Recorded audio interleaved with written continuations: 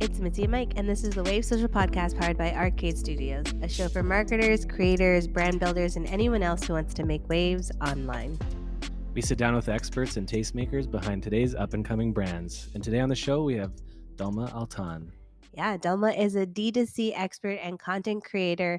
She's affectionately known on TikTok as the B School for Women.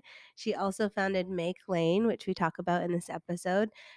Basically, she's just a really seasoned expert when it comes to D2C brands, branding in general, venture capital.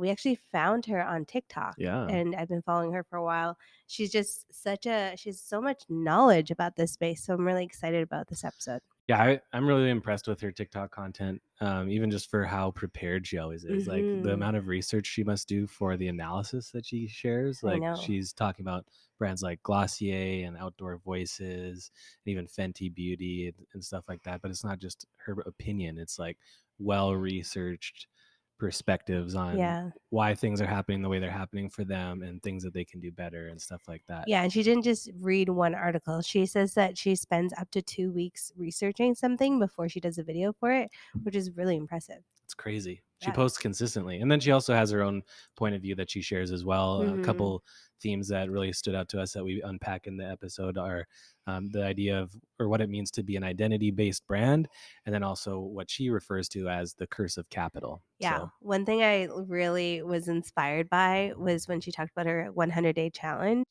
Which was like crazy. So she decides, or she gets on these 100-day challenges for herself, and she'll commit to doing something every day for 100 days. And she did that with TikTok, which actually helped spark some of the growth that she had. And even helped before her. TikTok, she did it with YouTube. Yeah, she did it with YouTube. But what was crazy about her YouTube challenge is that at some point she got sick and she had to go to the hospital, but she continued posting videos literally from her hospital room For 5 days. for 5 days, which is a whole. That's dedication. Yeah, that's like a whole new level of dedication. If I went to the hospital in the middle of a 100-day challenge, I'd be like, all right, I'm out. That's it. It's fate. I wasn't meant to do this. There's like a million reasons I will come up with to not do something. I know. So like I have so much respect for that consistency. A 30-day challenge seems like a lot, let alone 100. That's literally like 3 whole months. And I can't think of something like after we talked to her about this. It was really inspiring, and I was thinking about like, what can I challenge myself to do every day for 100 days? Do you have anything? Take my vitamins. Well, I would love to exercise every day for 100 days. Yeah, that would be cool. I would love to create a TikTok every day for 100 days. Yeah. I thought about doing TikTok just because it's the platform right now. But I also am just struggling to do that much video content, especially with my face in it. So I was saying to you the other day, I was thinking about doing Twitter because I feel like Twitter is kind of making this resurgence of virality and just like growth. And I feel like writing is something that would come a lot more naturally to me than video. And you're such a good communicator, and you're really good at writing. Thank you very much. And you have a handsome face, so you could do filming if you want. Well, I think maybe I could do 100 days straight of Twitter, but maybe a few TikToks a week. Yeah, that's good. Yeah. So we'll see. Maybe we'll catch you on TikTok. I might have to start a new account. I feel like mine's so old at this point. Then like your TikTok or my Twitter. Oh, so old at this point and so inactive enough for like long stretches of time that I feel like the algorithm gods have just. You better do it soon before Elon Musk buys it, and then you have to pay to get an account. Dang. It's getting real. Anyway, should we get into the good stuff? Yeah, enjoy this episode with Dulma. All right. All right, Dulma, we're so excited to have you on the podcast. I can't wait to extract all the knowledge that you've shared on TikTok. And I wanted to start at the beginning before we get into the TikTok stuff. You are so knowledgeable in the D2C space. And I'm curious, like, where did all that knowledge come from? And maybe you could just share a little bit about your career trajectory and how you got to where you are now. Absolutely. So I studied international development at Brown for undergrad. And while I was at Brown, I interned at a branding agency called Red Antler. And they work with big D2C brands. They do the branding for companies like Casper, Allbirds, Birchbox, Rent the Runway, etc. And so they were opening up an office in the Bay Area. They're normally based in Brooklyn. And I got a taste of that D2C world, which for me is kind of like the intersection of venture capital and tech, but it's sort of more tech adjacent, and it focuses on consumer brands, right? And what I love about consumer brands, especially fast growing ones, is that there's a lot of storytelling involved. And so I got a taste of that. I really liked it. And I also just got more intrigued by entrepreneurship in general. So I graduated, I worked at Google for a stint, and I was in the AdWords department helping SMBs with their advertising strategies. So learned a little bit of search engine marketing. And after that, I freelanced as a digital marketer for different software startups in San Francisco. So I was kind of bopping around, following my instincts, doing what was interesting to me. And I think all along I wanted to go back into a more entrepreneurial role myself. And so in 2017, I started my first business. It was called Potion. It was an online fragrance retailer. The idea was similar to Detox Market or Credo, or if you know any of these clean beauty retailers. But the idea was, how do we make it easier for consumers who are more health conscious and ingredient conscious to sample, discover, and buy non-toxic fragrances curated from these beautiful artisan perfumeries around the world? And I was inspired to do that because for a few reasons. One is I love fragrance, and my mom and I, when I was growing up, bonded over fragrance a lot. She loves her Chanel's and Dior's, but years ago when I was in college, she actually had some health issues come up that made her a little bit more sensitized to the regular personal care and fragrance products she used to use. And so I realized people like her need products that are a little bit more transparent in terms of ingredients, and that was hard to find. So I thought that that's a gap in the market. And also, I just love the storytelling and kind of artistry of fragrance. And so that seemed like something I could really be interested in. And it also seems like a clear need. I personally believe that if you're going to start some sort of a business or a brand, it really should be addressing a problem that hasn't been solved yet, instead of just trying to replicate something that already exists, right? And so I felt like that hit all those points for me. And I started that business. I reached out to a woman who, the only person I could find who was a natural perfume blogger, because there are simply not that many of them.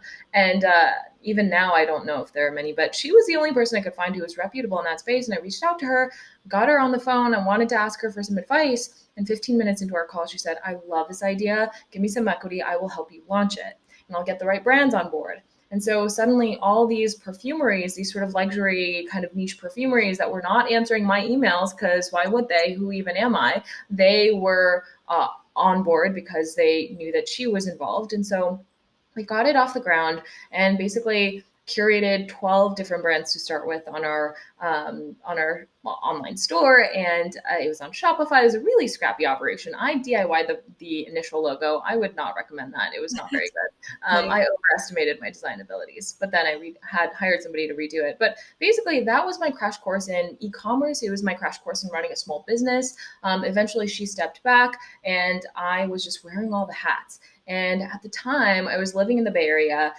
and I had been there for 4.5 years. And because I wasn't working in tech anymore, and because I had entered this world of beauty, the beauty industry, I wanted to be where it would make more sense for me business-wise, professionally. And so I moved down to Los Angeles. So I packed all of these boxes of perfume in the back of my little blue Prius, drove down to LA, and from apartment to apartment, sublet to sublet, I was hauling these boxes of perfume with me, and fulfilling little orders out of my closet. And so that was a lot of work. It was a great learning experience, and I learned two things. One, you really need the right gross margins to be able to scale an e-commerce business, which we did not have, and it helps to have a little bit of budget to be able to experiment with different marketing channels, and that's also not something I necessarily had at the time. And I realized that there weren't any communities for women who were e-commerce founders like me.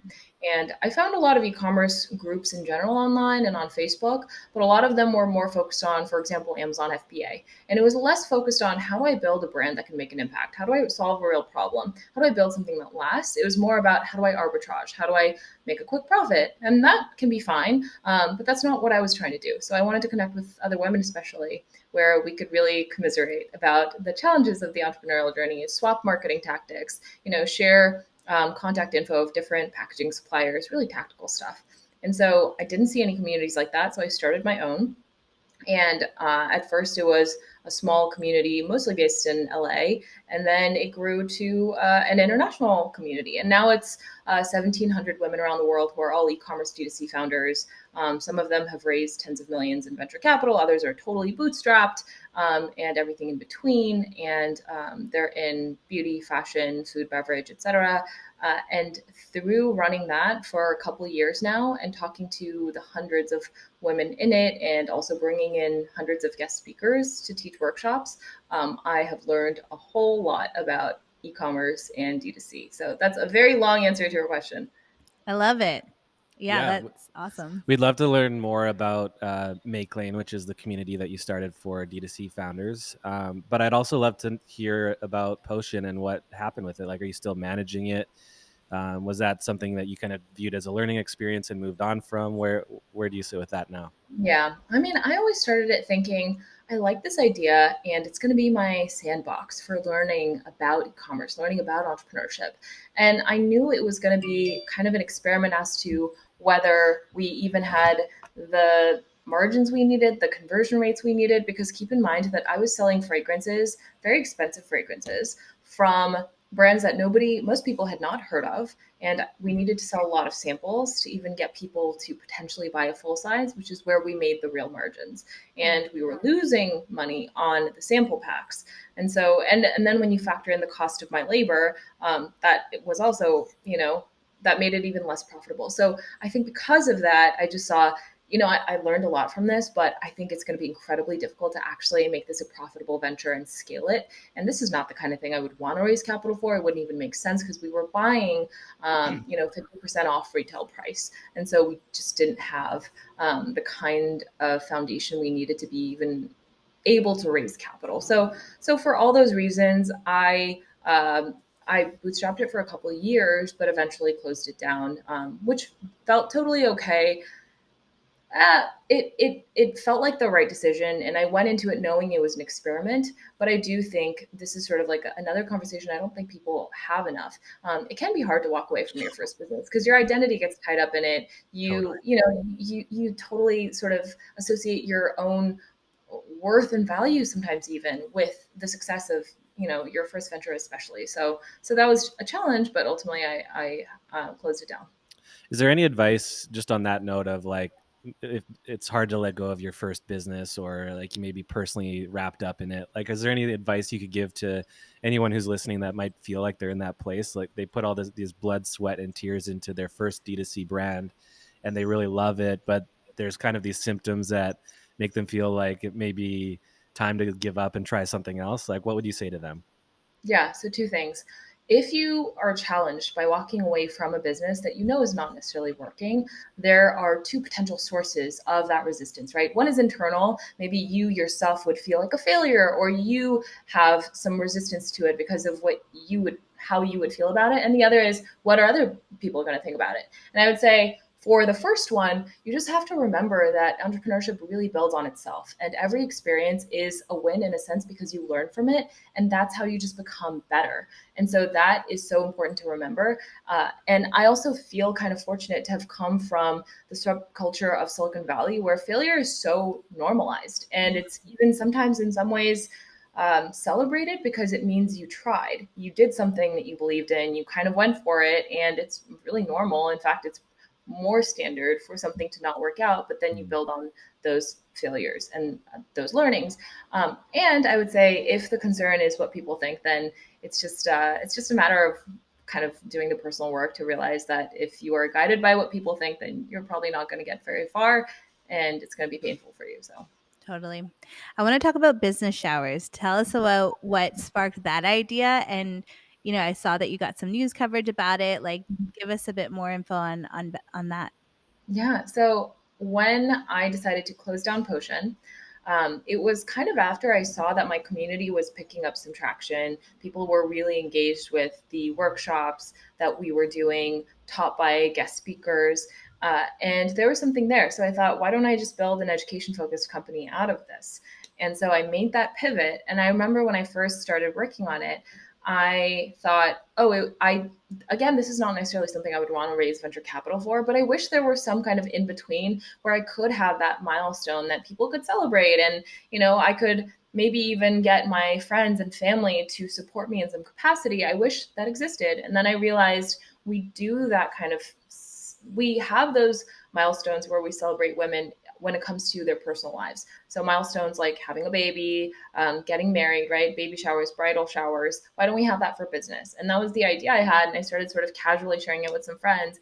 And everybody I talked to were so excited about it. My guy friends, my female friends. And so I thought, oh, that's a fun idea. There's something here. It's resonating. And there's something in the zeitgeist where people are recognizing that is increasingly what makes sense. Because a lot of the cultural traditions that get entrenched in society are based on traditions that were normalized decades ago, right? If not centuries ago. And so I thought our traditions have not caught up to the reality of women starting businesses and being entrepreneurial and being very professionally driven. And so let's make this more of a thing. Let's just start dialogue around it. And I signed up for a Squarespace account and I created a really scrappy landing page, literally a single landing page website. And I think I bought a template for it, customized it a little bit, and just included some interesting stats on how often women are starting businesses and how women are starting businesses at a rate that's faster than their male counterparts, actually. And often out of necessity, because when they do have kids, not all of them, but many of them, when they do have kids, they still want to earn extra income, but they want more flexibility. So for all these different reasons, it was becoming a cultural shift. And so I included those stats and I created a little PDF guide in Canva of this is what a business shower would be. Here's, a checklist of things to do if you want to throw one for yourself or for a friend. And then I shared it around in some communities and people loved the idea. I shared it, especially in some female founder communities. And then I kind of just forgot about it. I was like, all right, that was fun. Okay. And back to working on my actual business. But then a year later, this was in in early 2021, early last year, I thought, you know what, it's time to revive this. I just want to kind of polish up the website a little bit. So I went back into it, rejiggered it a little bit. And then I shared it again. People loved it again. And I still didn't really have any idea for what to do with it. I just wanted people to know about the idea so they could do it if they wanted to, if it resonated. And somehow this New York Times reporter found it. She reached out to me. This was sometime last May, I think. And she sent me an email and said, hey, I want to write a piece on business showers and would love to mention you and what you've done with Startup Stork was the name of the landing page.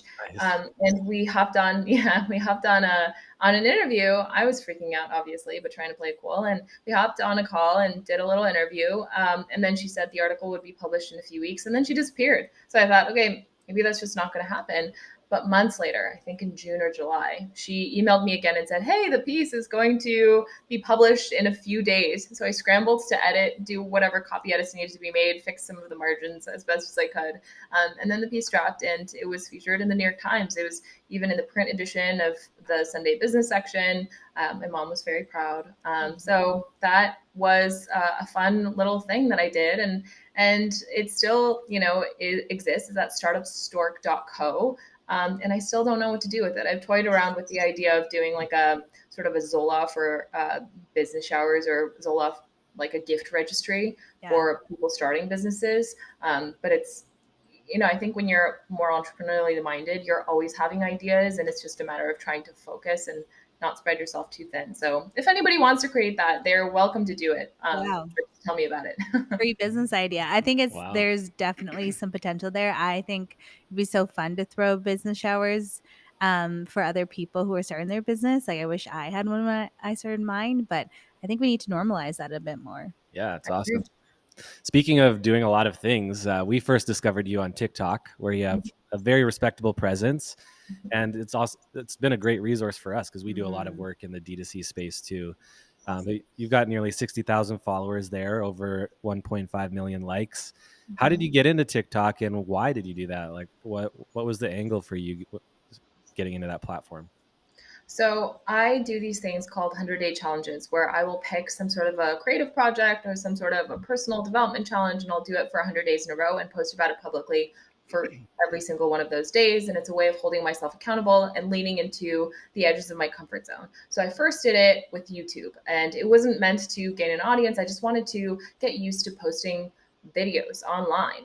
And also, it's kind of scary to put yourself out there and be seen. I think for a lot of people, it can be scary. And it was scary for me at first. So I thought, because I'm scared of it, I need to lean into it. So it seems like a fun project. So I did that with YouTube, to the point where I actually ended up in the emergency room because I got a random kidney infection.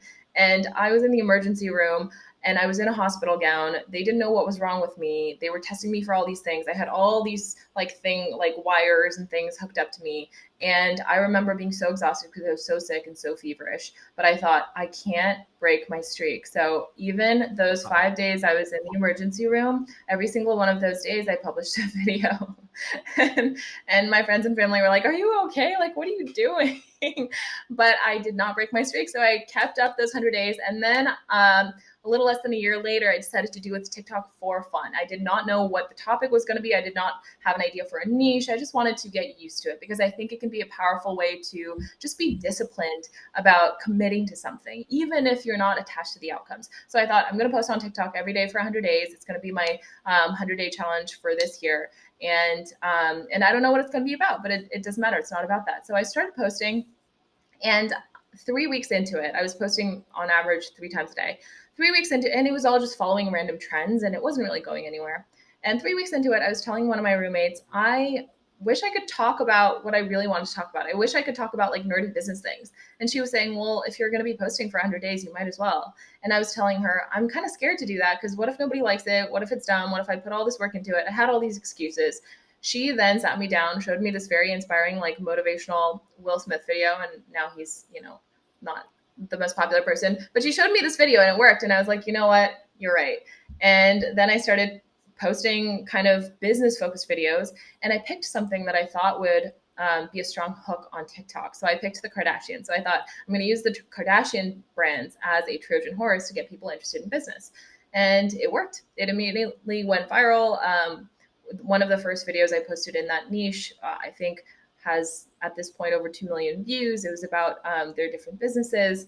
And since then, I've just posted about brands and brand analyses, brand strategy, different celebrity brands, but also just like non-celebrity brands, venture capital. And it picked up a lot of traction. And I've met some incredible people and gotten some interesting opportunities through it too. But that was never the point. The point was just to talk about what I enjoy talking about. So That's awesome. I feel like a few people on our team have done these like 30-day challenges, but maybe we just need to bring it to 100 Yeah, days. 100 days is like next level. I was I just know. thinking, like, can I do that for 100 days? That's so It's impressive, inspiring, but especially when scary. you're in the hospital and you just keep it No going. kidding.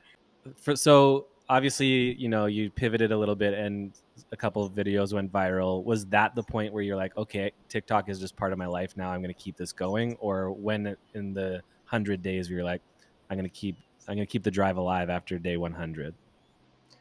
I think pretty much as soon as I realized that when I talk about business, it was making an impact. People were commenting regularly, saying it was so helpful for them. I was getting leads for interesting projects to work on with people. I have started advising brands. It was just leading to so many interesting things. And I felt like it was really meaningful for me and also so enjoyable for me. It almost feels unfair because I love doing it so much and it really doesn't feel like work, but it's opening all these doors for me. But I think that's the beauty of the internet, right? You can post things that you feel passionate about and it kind of just begets all these opportunities. But I don't know when it was, but I think as soon as it started to sort of like take, I realized, I've actually wanted to do something like this for a really long time. I just didn't know it was going to look like this. Because even back when I was working at Google, I remember being on the Google bus thinking, Google is an incredible company, but I just don't feel like I fit in at a big organization. But what would I ultimately want to do? And I remember thinking I'd love to have a media company that does storytelling around female founders and female founded brands. I remember thinking that back in 2015. And it took me a really long time to get here, but it turns out TikTok was the was the key. I love it. What is your goal with TikTok now? Like now, like you were kind of taking it seriously and then you saw some traction and now you're getting opportunities from it. What do you hope that TikTok is for people now? I think the way I see it is the way I think a lot of people see it strategically, which is that it's a great top of funnel. It's a great starting point for building an audience and validating sort of any kind of idea that you want to pursue, and building also authority and credibility in the space, right? So in my case, I've always wanted to have a platform that advises female founded brands or mission driven brands, and also potentially even funds them and helps them access different sources of capital, and tells their story, promotes them, right? Sort of very full service kind of platform designed to help brands that are doing something good in the world. And I think this is a really good starting point for that. And I don't know exactly what the steps are going to look like from here, but I think this is a really great platform to start building that credibility, attracting whatever talent or whatever kind of brands would be involved in something like this. And then it's a matter of sort of like, I think, holding the long-term vision and being open to how you get there after you take the first steps. Nice.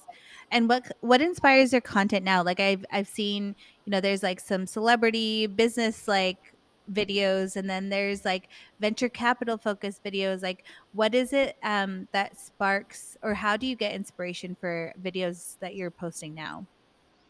It's a combination of things. I have certain things that I feel excited about. If I don't feel excited about it, I don't do it. And also, if people are requesting something a lot, then I add it to the list or bump it up in the list. And then in general, I want to pick case studies that are really educational, because the whole mission of my TikTok page is to kind of democratize access to all of this information that a lot of people don't always know, right? I've been in kind of the world of D2C and Silicon Valley for since 2014 at this point, and I've talked to so many entrepreneurs. I've talked to so many VCs. I've talked to so many people who are just serial entrepreneurs, and I've learned so much from that. But I can see how, if you haven't been completely immersed in this world, things like, who should fundraise? How do you even go about fundraising? Like, how do you start to build that network of investors? Or, if you have raise money, or even if you're totally bootstrapping, then how can you compete? How can you stand out as a brand? And how do you sort of like tell a story that's captivating? All these different things, they require a lot of trial and error to even learn. And I want to just democratize access to all of this information that I've been privileged enough to be able to access. I love it. And your videos like are so knowledgeable. I've said that at the top of our call together. Like I learned so much from your videos, especially like the analysis ones. How long does it take for you to film that? Like in terms of research, like there's got to be lots of research that goes into that. Like how long start to finish would you say it takes you to get one of those videos live?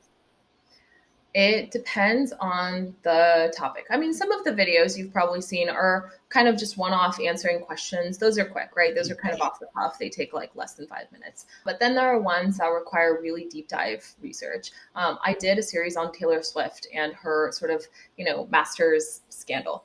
And that took me probably 2 or 3 weeks of research. I've done some videos on Fenty Beauty by Rihanna. That took me probably 2 weeks.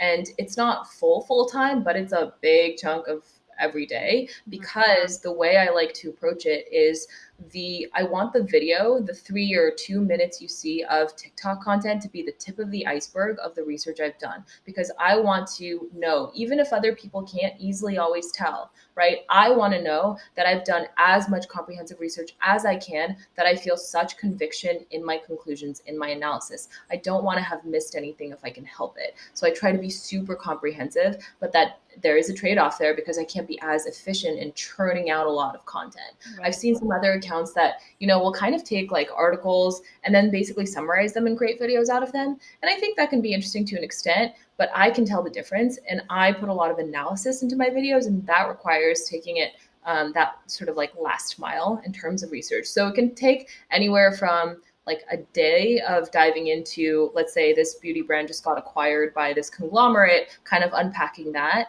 I'm just trying to get through all those articles, or it can take a couple weeks if it's somebody with, either an individual or a brand that has a lot of content out there online about them.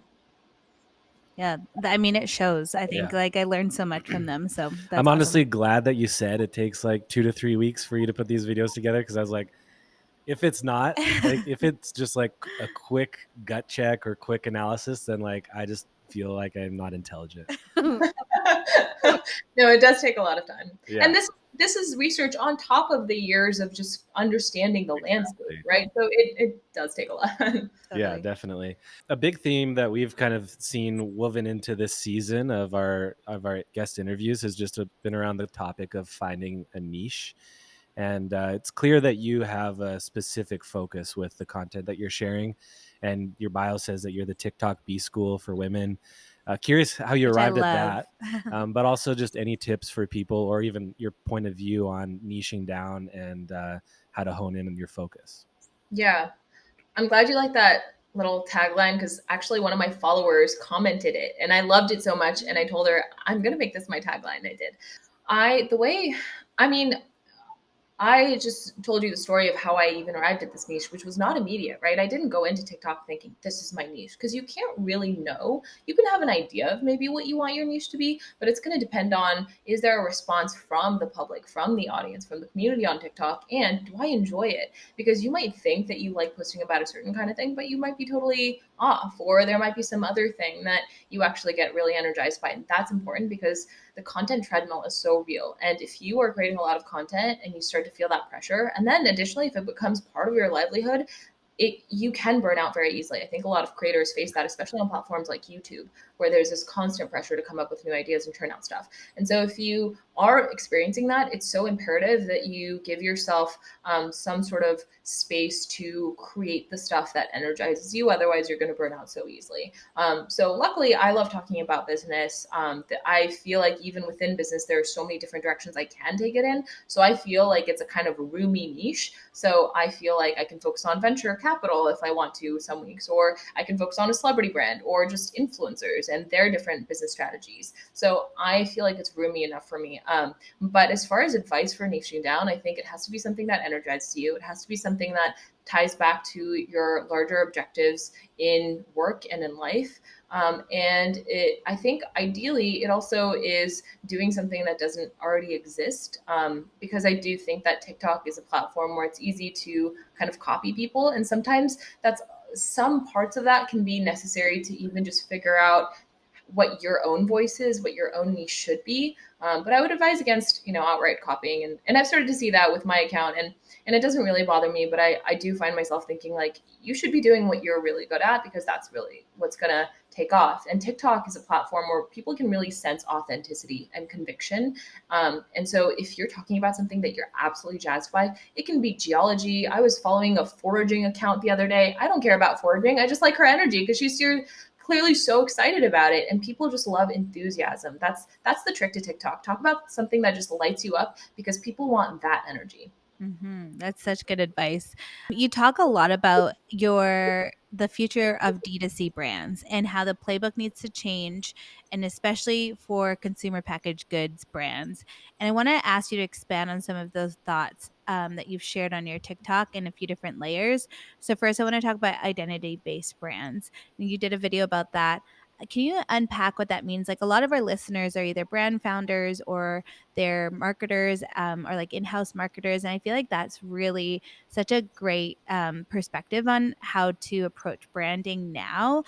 What does it mean to you when you hear, like, say, identity-based brands? What does that mean, and how do brands find their identity? Mm-hmm. So that's a great question. I came up with that phrase because I was explaining that these days the market is so saturated, especially in beauty, skincare, fashion, food and beverage, right? How many different CBD beverage brands are out there? Like gazillions. Yeah. And so if you want to stand out, what you really need to do, one of the things you need to do at least, is cultivate a community. And the easiest way to cultivate community, because community is not just this sort of fluffy concept. Community means people have such loyalty around your brand that there's strong word of mouth, there's strong referrals, there's strong lifetime value value, right? Their strong repeat purchase rate. All of those things are tangible advantages to your business. So if you have a sense of community, those are all the things that can come with that. And the easiest way to find community is to find an existing community and tap into it with your storytelling, with your brand positioning. And so you're not trying to just cultivate this entirely new community from scratch. You're kind of finding a community that exists, and you're creating something that makes them feel so seen and heard and recognized and feels tailor-made for them, such that you can immediately kind of jumpstart that process. And part of what an identity-based brand, how I like to call them, what that does is you're creating something, and the product is hopefully unique and differentiated, and there's something you're solving that nobody else does. But additionally, the brand story that you're telling and the customer that you're targeting also ideally feels underserved. They feel like their needs have not been met. And if that's the case, then you're going to truly win those people over, because not only are you solving a problem that needs to be solved, but you are making them feel seen and heard. And honestly, in this day and age, we look for a sense of belonging and kinship from brands. We just do. We live in a sort of consumer capitalist culture that has created that as sort of like a shift. And so you can actually you can cater to that in a way that really helps you fortify your business. Can you give us any examples of brands that are doing that well?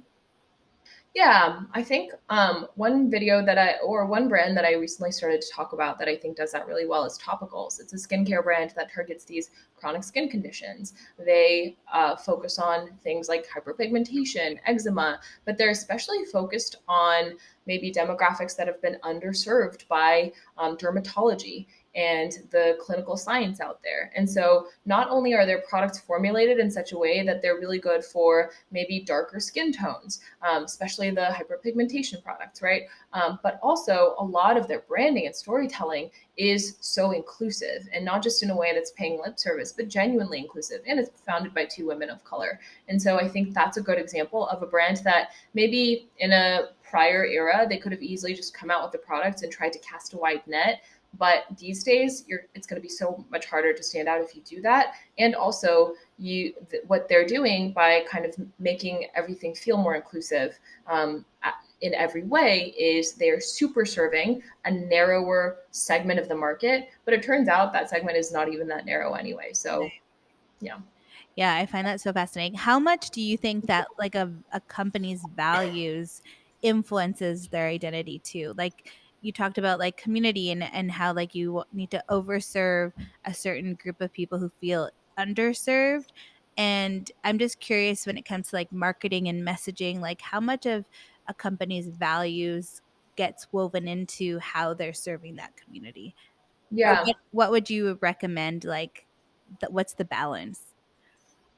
Yeah, I mean, I think they can really go hand in hand. And when I say community, when I say underserved customers, I don't just mean, I don't just mean creating a brand for Asian people, for example, right? 'Cause I'm Asian. If I were to create a brand for like other Asian women, that could be one strategy. But I also mean potentially creating a brand for people who share a set of values that you believe in that they also share. So it can be, sustainability. That's one that's really trending and it's really important. And there are a lot of brands that really are designed around this principle of sustainability, both in their packaging and their formulations, or in sort of like the problem that they're solving, but also a lot of their messaging and storytelling is about sustainability. Now, if you're really building a brand identity out of that, that is a sort of community. That is almost just a sort of identity, because people who really, really feel strongly about that share a certain set of values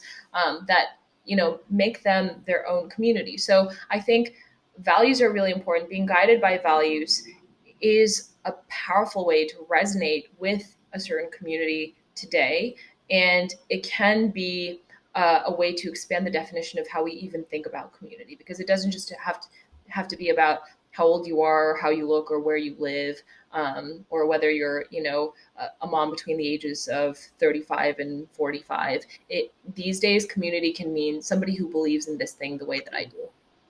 When we talk about identity-based brands, like obviously there's a lot of brands out there that don't fall into that category, that maybe they did just see like an existing business model that they wanted to tap into, or an opportunity to make some cash. But say hypothetically, that the founder of that brand over time matured and like kind of reached this point of like wanting more than just profit, like to be able to make an impact or to align more on values like you were just talking about. How would you recommend they go about that process of like almost like reverse engineering their values, or starting to articulate how they could evolve into an identity based brand? Hmm. I think it always has to come from an authentic place, right? You should never adopt a set of values or sort of add on a philanthropic initiative to your organization just because you feel pressured to, or as sort of like a way to signal that you're sort of like a more values based brand. It should come from a place that feels authentic to you, especially you as the founder, you as the leader. And so I would say take inventory of the causes or the things that you care about, the values that you care about. It doesn't even have to be explicitly, overtly cause driven or philanthropic at all. That makes sense for some brands, maybe like Tom's Shoes, maybe Warby Parker, but it doesn't make sense for a lot of brands. And so I would just sort of take inventory of what feels important to you and how do you want to, what feels important to you, and of the things that are important to you, would they even align with what you're selling? It doesn't make sense to create, a sock brand for like, young people, or I mean, maybe it would, but like there are certain kinds of consumer products, especially that kind of just are what they are. And you can try to make them target a certain customer, but it might feel a little contrived. So it also can't be forced. You can't force it just because you want to have this conversation about, let's say, inclusivity. It has to actually make sense in terms of the products. But I would say be authentic and take inventory. And then maybe that looks like kind of shifting your storytelling and your messaging a little bit. Maybe that looks like really getting specific and focused about the customer you're targeting and you want to serve. Or maybe it looks like adding on a philanthropic initiative of we donate X% of profits to this rainforest, nonprofit. Like whatever it is, it all has to feel aligned. And I think that sort of like strategically speaking, I think that's the way to do it. Awesome. Nice. You've done a really interesting analysis of some big brands like Glossier and Outdoor Voices, and you talked about the curse of capital. Can you give us like a quick synopsis of what that means and what like it means for those brands? Yeah. So the curses of capital is kind of a phrase I use to refer to the startups that have raised so much capital in an environment that was maybe easier to fundraise in, or maybe they were seeing enough traction and hyped up enough that investors were willing to pour a lot of capital into those brands. The curse of capital is when you have all this venture capital and you spend it too aggressively on things that actually end up making you more fragile as a business in times of shock to your business, or in times of sort of like tougher fundraising conditions. So, for example, if you Outdoor Voices is a good example. They raised, I think, something over $60 million or something. I would have to double check that. But they raised a good amount of capital, especially for an apparel startup. For a tech startup, that would be a very normal amount. But for an apparel startup in the time span that they did, it doesn't necessarily have to be too much. But the fact that they ended up losing a ton of money, their losses were a lot bigger than they actually even projected year to year. That meant that it was too much and they spent it too much. And they spent it on things that didn't actually fortify the foundations of their business, such that when they had trouble raising, they were in trouble. And it was, it was a situation where they really had to completely kind of, pull back and, figure out how to adjust in a way that was really disruptive. And that's an example. Another example would be Fast, right? A startup that's been in the news lately. They raised, I think, like over $120 million in the span of basically 2 years, and they just closed down. How do you spend that much money that fast? They raised hundreds of them, or they raised over $100 million, hired hundreds of employees, and were making 600K in revenue last year.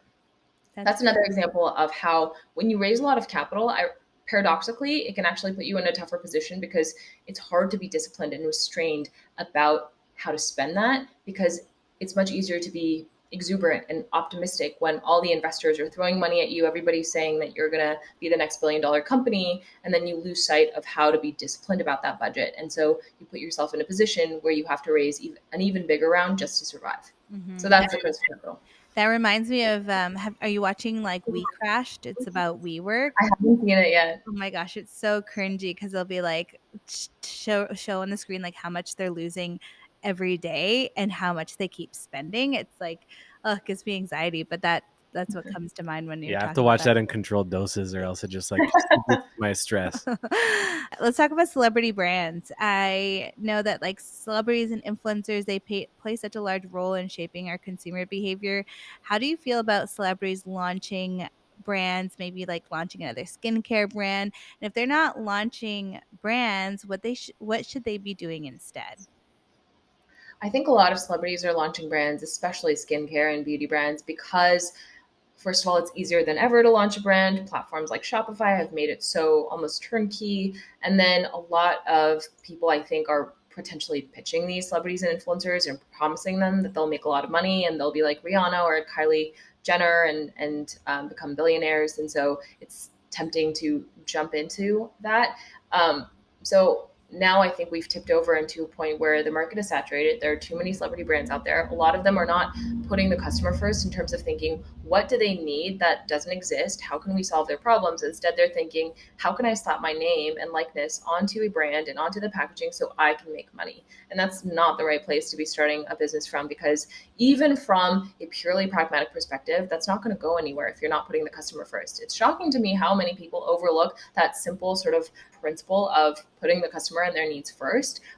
But I think when you're a celebrity, it's easy to assume that you don't quite need to be as obsessive about that. But that's a fallacy. You actually do, especially these days when it's so competitive. And so a lot of them are starting brands, and they're not starting them for necessarily the right reasons. And so I think consumers are becoming more skeptical to the point where now I do think there's such knee-jerk cynicism and skepticism about these celebrity brands when they do announce that they're launching, that you actually need to overcome that. Maybe 10 years ago, people would have been they would have leaned in because you are a celebrity. Now they're going to lean back and think, I am probably just going to wait and see it until the reviews come in, until other people say it's worth buying, because I'm not going to spend my money on this cash grab brand. That's how they feel. And so I think a better thing for celebrities to do, if they do want to diversify their wealth, which is part of why they do these things, or if they want to get into the startup game, or have equity in some brand, instead of starting their own brand, which if they do, they should do it thoughtfully. They should put really the time and work required to come up with something original and high quality and hire the right team for it. But let's say you don't do that, but you still want to participate in that game somehow. I would say either just start to invest in them, and a lot of celebrities do, and influencers are increasingly starting to invest in startups. You do need to sort of be able to like find the right deals, because most of those startups are going to go to zero.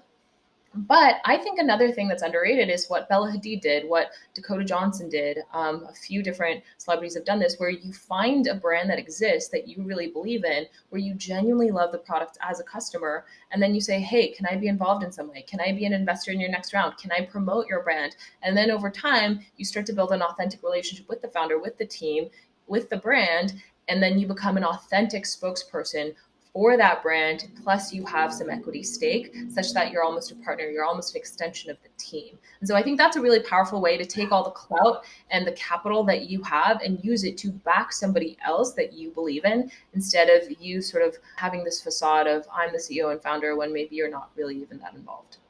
Yeah, and I've seen you talk about influencers who are kind of doing like a similar approach, or maybe they're coming up with brands or products, or even like Airbnbs. I saw you talk about an influencer who started Airbnb business where it's like really different, but it still like makes sense for their brand. So they're not just, coming out with another product, but maybe it's like a bit more authentic and creative to what they do. Like I think Emma Chamberlain came out with like a coffee company. Like, are there celebrity or influencer brands that you feel like are really kind of hitting the mark in terms of authenticity and, not just adding another product to the market just because? Yeah, this is a random example, but Tyler the Creator has this like kind of streetwear brand. And part of it is golf themed, and it's called Golf LaFleur. And it's so quirky, but it feels just so him.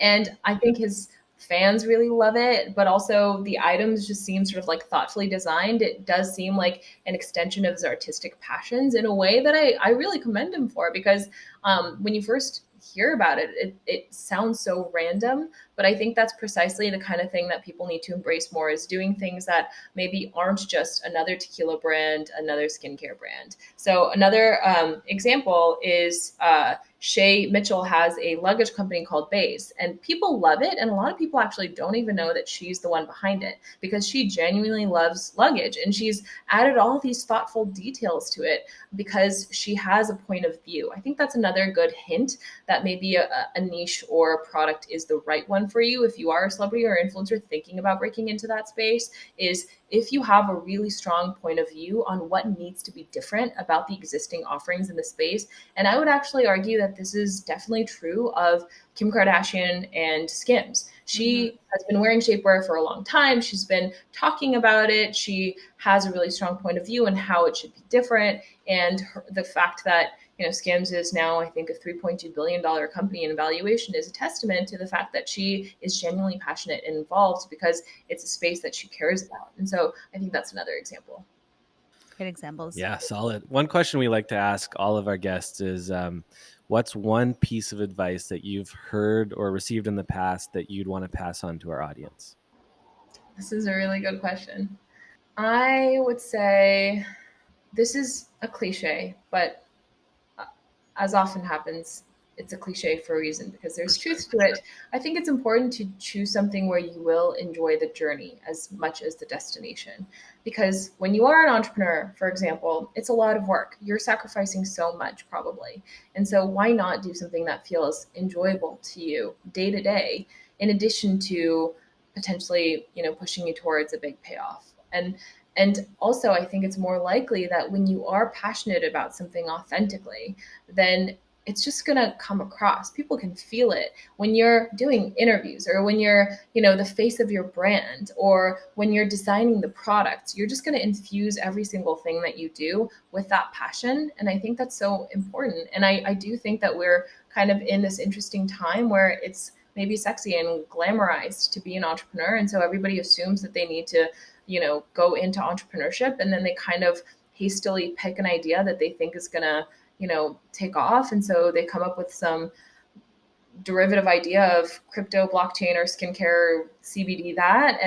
And maybe it's not actually what the right idea is for you. Maybe you need to sit with yourself and really sort of like experiment with a few different things to find out what actually does feel like the most authentic extension of you. And I think that's the thing that's most likely to succeed.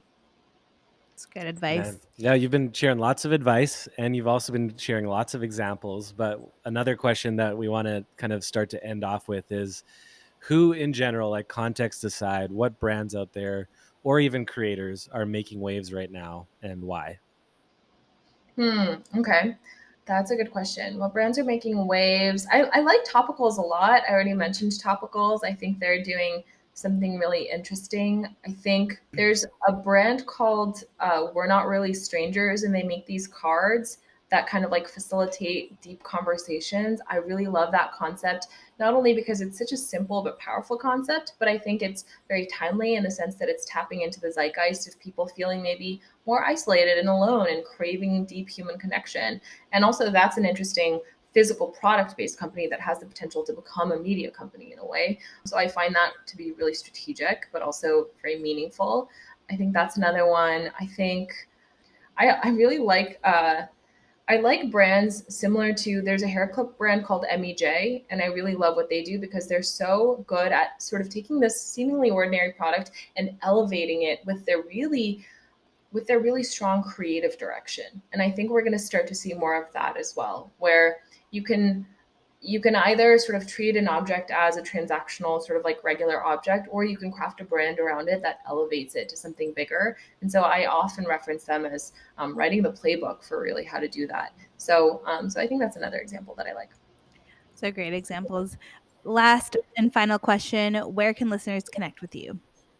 So my TikTok and my Instagram are at I am Dulma, Dulma, and that's where they can find me. And that's where we found you. That's right. Well, thanks so much, Dulma, for joining us and sharing all this expertise and wisdom. It was really beneficial for us, and I know it will be for our listeners too. Good. I'm glad. It was a pleasure.